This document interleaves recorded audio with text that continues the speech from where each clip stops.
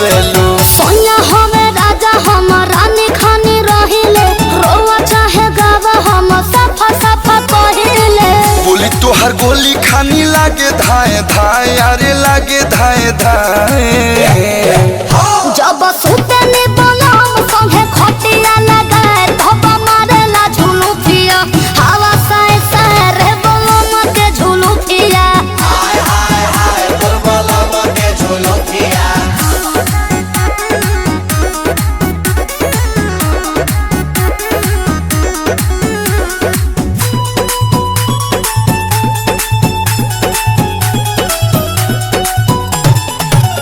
हम एसी में राखी तो जान तू मुँह चमकावत रहू, तो सवेरा करे पर कबेस्ट दोपहर नयावत रहू।